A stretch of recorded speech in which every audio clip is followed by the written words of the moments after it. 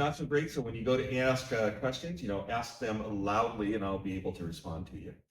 This talk is going to be on Edge orchestration, challenges and solutions. So the first slide is a little bit about myself. So my name is Scott Baker. I'm a principal engineer with Intel. And I've been working at Intel for a little over 3 years, but I've been working on the Edge for a fairly long time. I started a long time ago in something called Planet Lab, which we used to think of as the Edge at universities. We would run a couple of Edge nodes at a university. There was a central orchestrator. People could deploy experiments, geographically dispersed and do large networking experiments across all of these universities. So that was kind of the first Edge thing I worked on. We used something called vServers back then, very early containerization technique. From then, I moved on into the telco world, doing stuff with fiber, with 5G. And then eventually I went to work for Intel, working on something called the Open Edge platform, which I'll talk about a little bit today. So in this talk, we're going to talk about what and where the Edge is. What exactly is the Edge? The challenges that are presented by Edge computing, and solutions to those challenges, where, like I said, I'll talk a little bit about our Open Edge platform. Now that last slide was about me. Before we get on with the talk proper, I'll give a little introduction on the thing that I work on, which is this Open Edge platform, which is really a collection of open source projects at Intel. And all of this is up on Git, so there are GitHub links there, and I can give you links, or you can just Google for Open Edge platform. I'm sure you'll find your way there. You can download this code. We work on this code in the open. You'll see us committing to it, so it's all there for you to use if you want. But there's kind of 4 aspects to the Open Edge platform, and at the top you have the Edge AI suites and Edge AI libraries. Those are sort of sample applications and libraries for AI. So things like one of the applications I like to deploy is palette defect detection. And that is a vision AI application that has cameras. They look at pallets as they're coming off of a gantry, and it identifies, damage to the pallets. Another thing that I like to do is one of the libraries is a chatbot. It's a RAG LLM chatbot. Kind of similar technologies to what the previous speaker was speaking on with OpenSearch. It does embedding models and large language models and lets you upload documents and then query them. So that's another one of our AI libraries. But the part where I work is the next box down, which is the Edge Manageability Framework, and that is an orchestration product that manages edge sites. So it manages Kubernetes running on sites out there in geographically distributed sites, so sites at retail locations and such. And then finally, the last little box there is something called the Edge Microvisor Toolkit. That's a reference operating system that some people have created to demonstrate some advanced operating system techniques at the edge. So like I say, that was kind of to let you know what I work on. Now let's get on with the talk. So last time I came here to PDX Cloud Native, I had a few discussions with people about the Edge, and a lot of people were unfamiliar with, what I was calling the Edge. So, people may be familiar with data centers, they may be familiar with clouds, like AWS. But I kind of put this slide together to talk about the Edge. And in the middle, you'll have your most concentrated resources. Things like clouds, like AWS Cloud, where you have relatively few but very large data centers. You have a lot of resources. It's very elastic. You can kind of get as much compute and as much storage as you want, on a cloud. But it's very far away from the customers. You might have a customer that's at a retail place. The cloud is kind of your most distant resource. Next out, the next circle out is like private data centers. You might have co-location facilities. Stuff like that, where you could lease space, in some racks, or you could lease someone else's servers in some racks. And maybe these could be distributed in cities and such. So they might be closer to your customer retail locations and such. And then on the outer periphery is what I call the edge. So that is this kind of shaded circle out there. When I first joined Intel, there was a slide that was created called the donut. And this is kind of my remembrance of what that donut slide was. So kind of The donut was every place where I was supposed to work. The hole in the middle was the kind of place where I didn't orchestrate stuff. So around the edge, you will have stuff that is, like I said, is very distributed. So for example, wind turbines, you think of the energy sector like wind turbines, solar farms. So maybe you've got to do anomaly detection at your wind turbines to detect whether they are about to break down. Manufacturing, you've got industrial robotics, you've got vision AI that will look at manufacturing samples and determine if there is, flaws in them. Hospitals, there's a lot of stuff with screening of x-rays, with screening of cancer tests, as well as hospital machinery, robotics at hospitals, that sort of thing. Airports, a lot of security at airports. They will do like perimeter security where you might have edge devices. Large plot of land for an airport, you might have edge devices scattered about doing security. Warehouses, where that pallet defect detection application that I mentioned comes into play, where you'd be looking at packages as they come and go to see if they're damaged. Retail security, so at stores, they will run stuff for like, shoplifting or theft or vandalism. A lot of security applications at stores. Also things like that aren't security related, but just like a vision AI that is looking at customers to gauge their reaction to a product. That was one demo I think we used to do a while back is, someone walks up to a product, are they pleased looking at the display, or are they kind of, they don't care about the display? So lots of vision AI goes on at, retail stores. Smart cities, there's a lot of people want to enable intersections so that you can do, you can control your traffic to the intersection, so you could deploy edge compute devices there. You could notice accidents. You could do incident response to your smart cities. Even places like gas stations, where you've got a point of sale with a gas pump. You've got the security aspects there. You've got control. You don't want the pump to malfunction. So all of these are different places where you could deploy edge compute out in the field, and you'll want to be able to control them centrally. Now, that slide was kind of the where. And this slide is kind of the what. What kinds of devices will you find at an edge compute site? And if you'd asked me like 5 years ago what a typical edge compute site looked like, I'd have told you the picture there on the far side. I'd actually had this memorized. That I would say it's 3 rack-mounted Xeon servers with 64 cores, 256 gigabytes of RAM each, and it's got a top-of-rack switch. And these were, very expensive edge sites. We'd use them for enterprise 5G was what we were doing. But if you were to ask me a couple years ago what a typical edge site would look like, I would go with one of the 2 pictures in the middle. So something like a single server, maybe even a core-based server. That's more of a consumer level CPU than the high-performance Xeon. But a core-based server with fewer cores, less memory, but maybe you add a GPU to it so that you have a GPU do some of that AI processing that you want to do. But even smaller than that, you have small form factor PCs. The Nook used to be an excellent example of that. And the Nooks would sometimes they would run mobile processors. So more efficient compute, something even smaller, fewer cores, less memory, and maybe an integrated GPU or an NPU to do your AI processing. And then on the far side, you've got something like an industrial controller, where maybe you have just a couple of cores, and maybe you have an even smaller processor like an Atom or something that's got a couple of cores.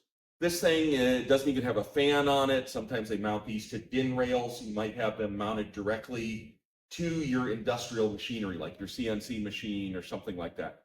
The edge can be any of these things. And then it may include hardware that is heterogeneous or legacy. So even within one of these classes, you might have hardware that is upgraded year after year, that you'll have to, a customer will have to be prepared to support different iterations of the hardware they have deployed in the field. So very much a mix of devices you'll find at the edge that you'll have to orchestrate.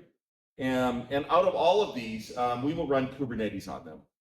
So, the big 3 node cluster is like your classic Kubernetes, because you get, your fault tolerance. One of the nodes fails, you can fail over. The others, you don't have the failover capability, but the lesser hardware investment is very common for some of the places where they only want to deploy a small amount of compute to the edge. And so you can imagine the Kubernetes flavor as you go from the large scenario to the smaller scenario. You could go from something like full-fledged Kubernetes to K3S, or even something like K0S might be more appropriate for your industrial DIN-mounted controller at the end. So now I'm going to talk about 3 challenges that come out of this. And the first challenge is the scale of managing all of these edge devices. So rather than dealing with a single Kubernetes running on a cloud, or even multiple AWS regions where you might have a handful of Kubernetes you might have to deal with, here you could have easily 10,000 edges that you need to deal with. So these are 10,000 edges, means 10,000 edge clusters. And where this comes in is a large device management aspect. So you have to think about, how are the end users, like the people at the gas station, how are they going to set up this server when it shows up on their doorstep? You're going to ship them a server, they're going to plug it in, they're going to want this thing to be able to start itself up, bootstrap itself, create a Kubernetes cluster, get the proper credentials to hook up to a central orchestrator, and then load the applications on it. So you want something like zero-touch provisioning, which is where you can do a secure boot. You can put certificates in the BIOS, and you can put a URL in the BIOS, and it will go out and it will fetch a bootloader. You can kind of see a process going across the bottom. It can go out over the UEFI HTTP, fetch a bootloader. The bootloader will fetch a micro OS that is kind of the installer. Through all of this, it's doing reaching out to the cloud, authenticating using those keys to find out what OS it should install. Then it installs an OS, then it installs agents. Not everyone has hardware that will support the UEFI HTTP boot, where you can put the certs in the BIOS. So sometimes you might have to accommodate something like USB boot. Now that you've got these things out there in the field, you have to deal with updates to them, like operating system updates. Those of us who use Ubuntu, every so often, Ubuntu, you get a new package shows up. Same thing with Windows. Windows does its Windows update. Those we would call a mutable operating system, where the operating system can get new packages over time. So that's one update mechanism. Another update mechanism is an immutable operating system, where the operating system will move from one image to the next. So you've got, your image number 1, and then when you upgrade, you go to image number 2, then you go to image number 3. There's no in-betweens with, packages showing up, so you don't get any incremental, there's no sort of partial failure you can get where you've half upgraded it. You go from one known operating system to another. That has numerous security properties that are favorable to do that. We use something called agents to enable functionality. So there's lots of things that will run on the edge, things like discovering the hardware, things like installing the Kubernetes. You'll have agents sitting out there which will communicate centrally, and you'll need to use secure authentication, certificates and such to be able to authenticate yourself. Talk to the orchestrator and get your instructions on what to do. Finally, the last sort of thing that is a challenge with device management is out-of-band management. At Intel, we have a technology called vPRO, and vPRO is, by out-of-band, I mean, hardware in the computer that is able to do things with the computer without the actual operating system up and running. So a separate hardware module that you can go into and you can say, reboot the computer, or power the computer off, or power the computer on, or get a console on the computer, or open secure or serial connection to the computer.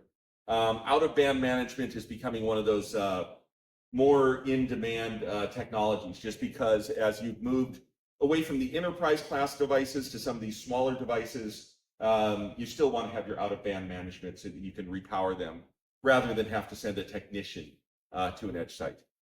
So that was the challenge about device management. The next challenge is you've got all of these hosts sitting out there. They're all running operating systems. You want to run Kubernetes on them. So the product that I work on is a Kubernetes-based orchestrator. So we put a Kubernetes cluster on all of these edge nodes that we bring up. So you've got to be able to create the Kubernetes clusters on all of these. And we have an agent. You'll see we use this agent approach often. So there's an agent that runs down here, reaches out to a CAPI provider. CAPI is called Cluster API.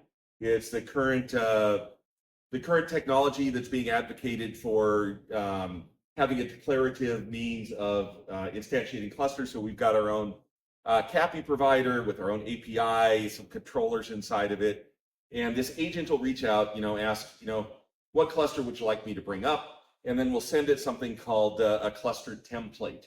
Cluster template, because you have a wide variety of these edge nodes, it'll have the instructions on how you want to set up the security parameters and other parameters about the Kubernetes cluster that you want to bring up. So typically we have a couple of different templates for different security flavors, whether you want something that's very secure and locked down or something that's a bit more open.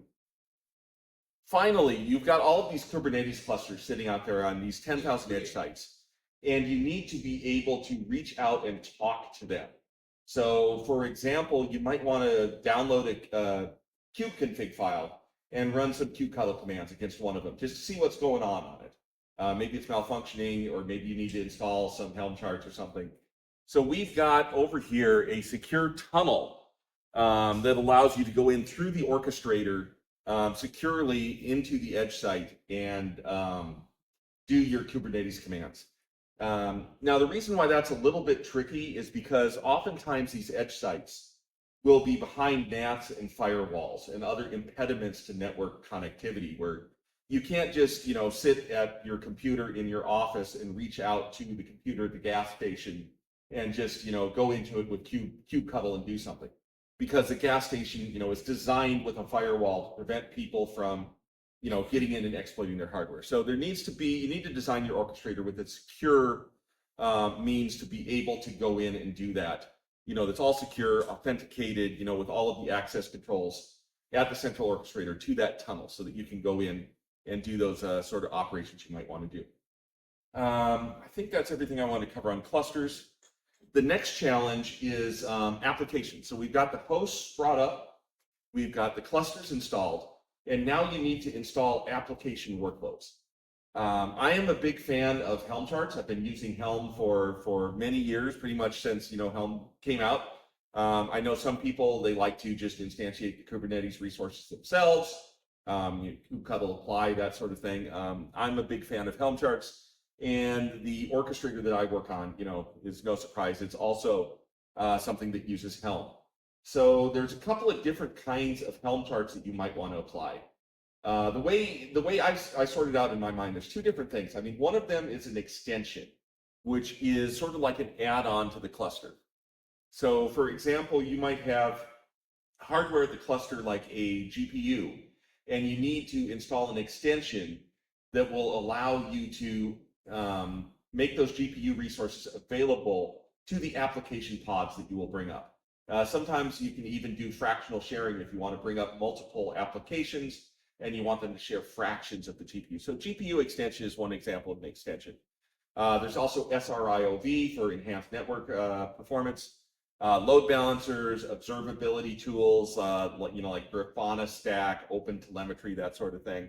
KubeVirt for virtualization. You can actually run virtual machines using Kubernetes and Helm, using KubeVirt. It allows you to download the virtual machine image and then instantiate, use your Kubernetes API to do all that. So those are like add-ons to make your cluster better. The other thing is you've got applications, which are the actual workload that you want to run.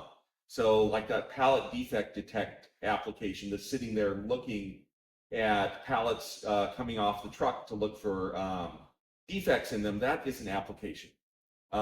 Extensions will often be provided by the orchestrator. So, in my case, we provide the extensions, but, application workloads always come from the customer. So you need a way for the customer to be able to upload those applications into a catalog and then be able to deploy them out of the catalog to their edge. And, you want to have all of the security properties so that you don't allow unauthorized applications to be deployed.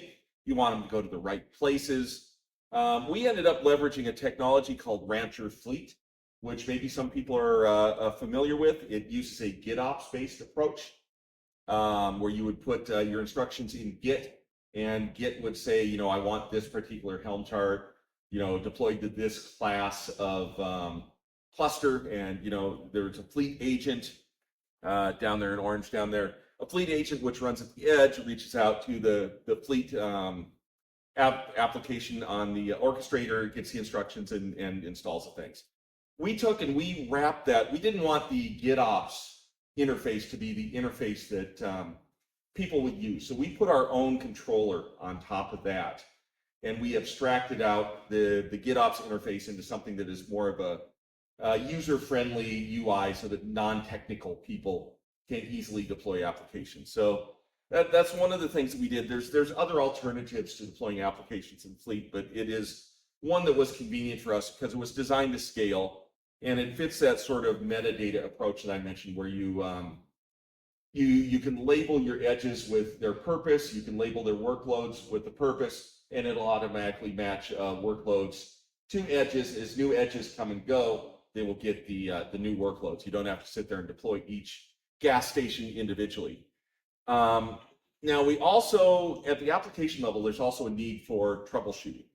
And you will want to be able, just like you want to be able to go in with kubectl and do something to a cluster, you want to be able to go in and connect to a service that's behind a NAT. So again, maybe there's something at your gas station that's misbehaving, and you want to say, I want to be able to bring, you know, the same thing that they're seeing at the gas station, I want to bring it up on my screen remotely. We have a technology that goes through that same secure tunnel that's established over there, where you can go and you can look at any endpoint at the edge and get in there and see what's happening. It also works with virtual machines, with VNCs. Bring up a virtual machine console. So that is the end of the material that I wanted to present. The next up is I have a quick demo, just because I think, you know, looking at the actual user interface of something like this, it can give you an idea of what such an orchestrator looks like. You know, you can kind of see, and again, my goal here is not necessarily, you know, to sell this particular orchestrator, but, you know, kind of give you guys an idea of the technologies and kind of the approach that we went to. And this is actually one of my personal development orchestrators. So it's got about 3 nodes in it. All of the nodes are these sort of enterprise class servers. So we've got 3 nodes in it. You can go in here. Yeah, let me go there. You can see I've got 3 nodes here set up. They all happen to be at a Jones Farm lab that we have. And, you know, some of the things that, you know, you'll need to do when doing device management is a lot of discovery and status. You know, you need to know the health of your node. You need to know what resources are on it. So this is node feature discovery is one of the things we run, and it can tell. We have agents that will tell you, you know, what kind of CPU it is. You know, you go in here and you can see the CPU details. You know, how much memory it's got in storage. You know, you want to be able to discover the, I keep clicking on the wrong place on the touchpad. Discover the network interfaces and stuff. So there, like, you know, one of the things that's useful to know, you know, what IP address did the node get assigned. So there's a lot of stuff that's, you know, useful to know with a node. If you wanna register a node, because of zero-touch provisioning, you can make that pretty simple. So the way we did it here is you just have to ask 2 pieces of information. There's 3 boxes here, but only 2 of them are needed. Give the node a host name that you want to assign to it, and give it a serial number. And then when the node comes up, you know, it has the certificate built into it. It does the UEFI HTTP, matches up the serial node. It all go in the database. We've got some options down here that will let it know how far, because different people may have different ideas about how far they want this to go. You know, maybe someone wants it to go all the way to, as soon as that node shows up, you create a cluster on it. You've got a box for that. Or maybe you don't want the cluster created, but you just want the OS. So that's another option someone might want to have. Or maybe you don't even want the OS installed, but you want it to populate in the database, and you want your, you want your technician to have a chance to say, okay, yeah, I was expecting that node. I want to allow it to proceed, or this is some rogue node that showed up, and I don't know, who plugged that thing in, and I can deny it. So with ZTP, registering a new edge is relatively simple. Clusters, that's also relatively straightforward. If we go into one of these, I think I have one of them with some workloads on it. Where we are with our product, we had a single node cluster, so one node per cluster. People may want to extend the concept to have multiple nodes per cluster if you have some of those bigger edge sites. You can kind of see what's going on a cluster. Got some workloads. All the workloads are healthy. And then finally, I can get to the part that is where I spent most of my development cycles, which is in application deployment, where we deploy the applications to the edge clusters. I'm not going to talk about packages because it takes a little while to discuss, but one of the things that people will say to you is that they want to be able to package up several applications, deploy them together. So they don't want to deploy just a single Helm chart. Maybe they want to deploy half a dozen Helm charts so that the gas station, it gets a package of applications, or your manufacturing site gets a package of applications. So if people are really interested in that, I can talk about our data model, about how we went from Helm charts to applications to deployment packages. But these packages are what we end up deploying. And yeah, these are all things that are running. So I just wanted to kind of close it out by looking at a few of the applications that I deployed here. Pallet defect detection is that one I've been kind of talking about the whole time, that looks at pallets. Let's see if I can click it there. Again, I'm just kind of trying to talk about the kinds of things that an orchestrator would need to do. And, you want to know pods are healthy, what their status is, everything's up and running, what their endpoints are, that sort of thing. This one here is actually on a node port. So if I go over to the node port address, it'll pop up here. And that's this pallet defect detection application, just kind of looking at a sample video that's just played in a loop. And it looks at these boxes this is a toy thing that someone set up. It's looking at the boxes, identifies the shipping labels. Does a box have a label? Does it not? You'll see one come up in a moment that has a dent in it or something. This typical vision AI application. Come on, one more and we'll see a defective one.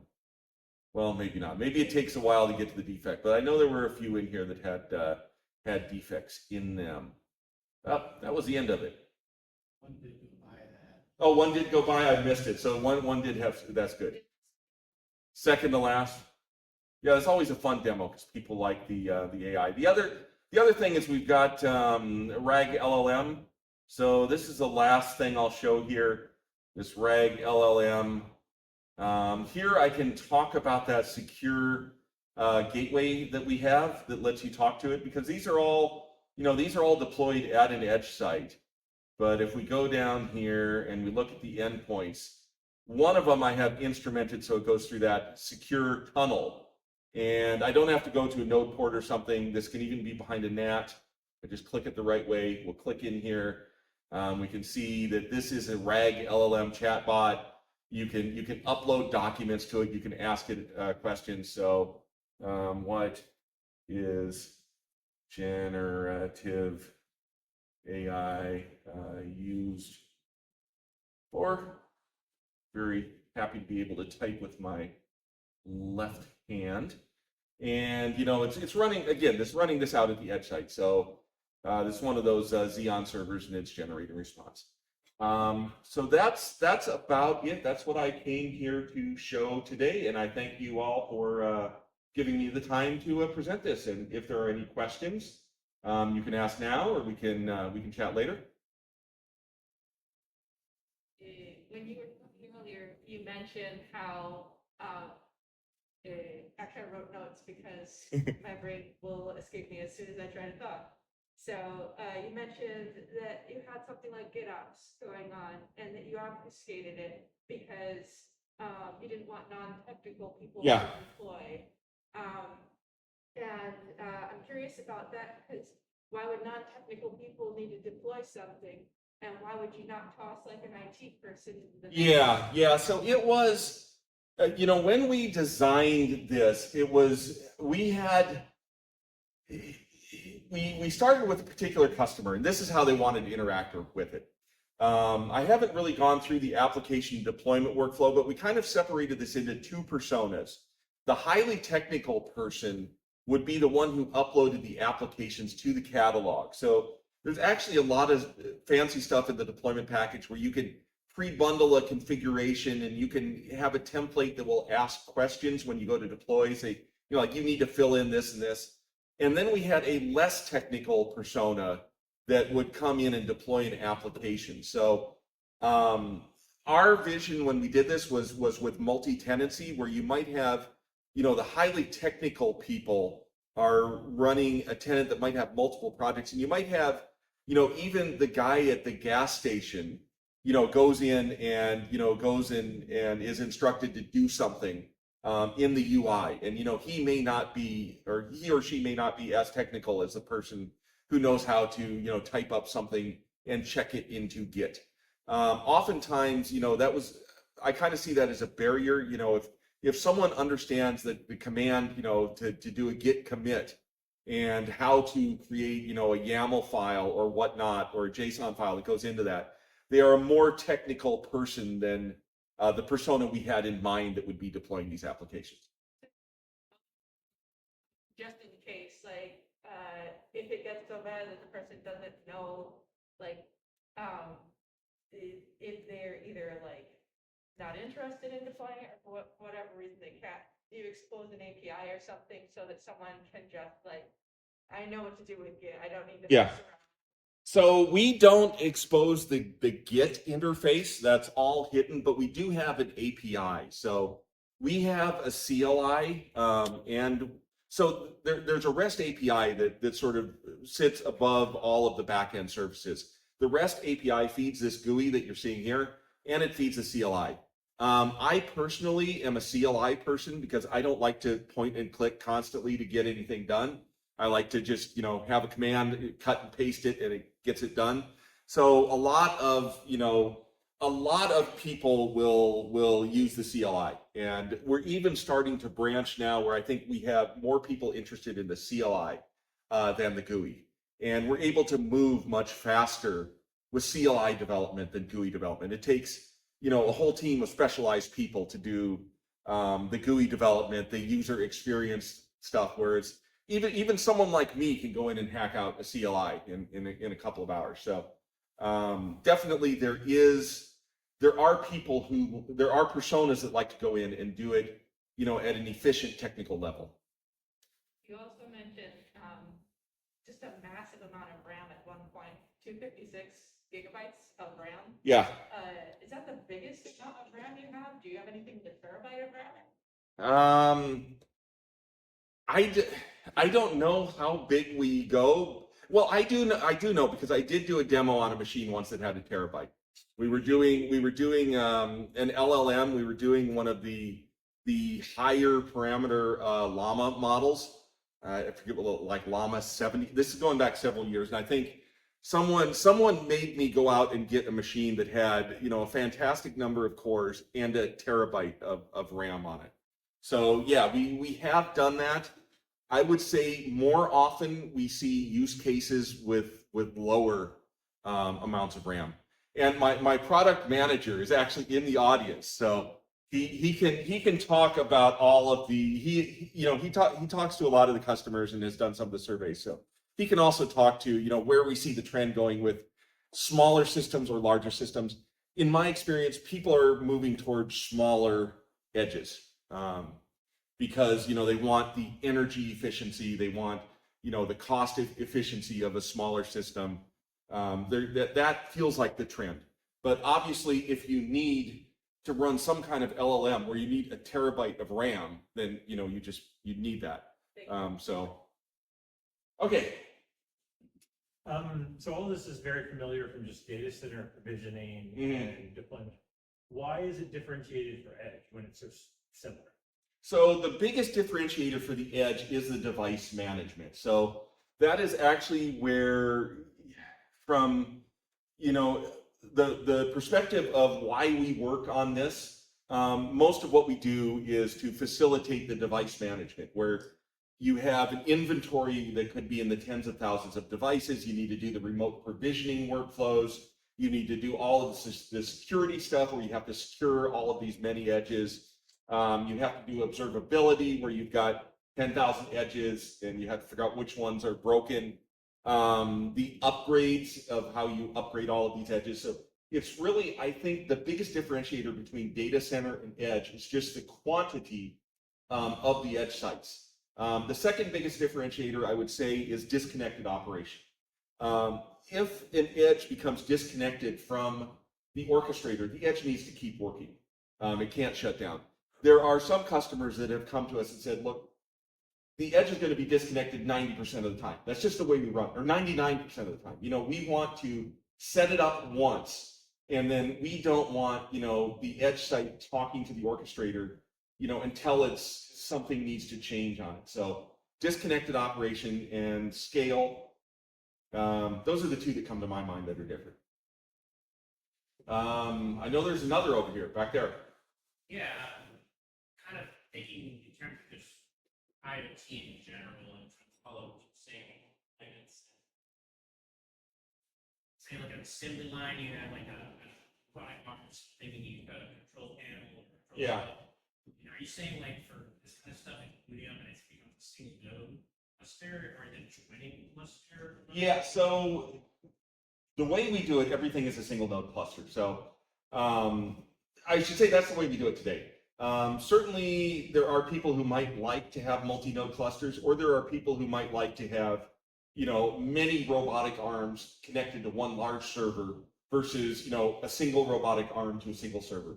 What I have seen from the industrial customers is they have been talking about the relatively small edge devices, like that. I showed an icon of a DIN-mounted controller.